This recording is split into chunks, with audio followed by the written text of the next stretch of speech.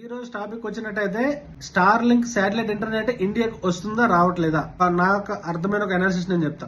Dot approval ఇచ్చేసింది, they are ready to launch అన్నమాట. ఇక్కడ ఒక ప్రాబ్లం రావచ్చు అని నేను అనుకుంటున్నా. అదేంటంటే ఎలన్ మస్క్ యుఎస్ ఎలక్షన్స్ టైంలో డొనాల్డ్ ట్రంప్ కి సపోర్ట్ చేశాడు. సపోర్ట్ చేసిన తర్వాత తను గెలిచాడు కాబట్టి వాళ్ళిద్దరికి ఒక గుడ్ ర్యాపో ఉండేది. అప్పుడు మన ప్రైమ్ మినిస్టర్ గారు యుఎస్ ట్రిప్ కి వెళ్ళేటప్పుడు ఒక ఈ అగ్రిమెంట్ ని చేసుకున్నారని నేను అనుకుంటున్నా.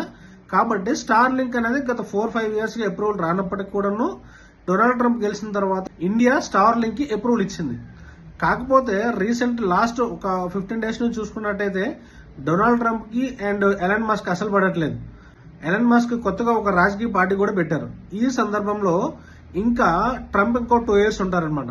కాబట్టి in case India star link కానీ అడాప్ట్ చేసుకుని ఇండియాలో లాంచ్ అయినిస్తే డొనాల్డ్ ట్రంప్ ఇండియా మీద ఎటువంటి యాక్షన్లు తీసుకుంటారా అనేది మనం చెప్పలేం.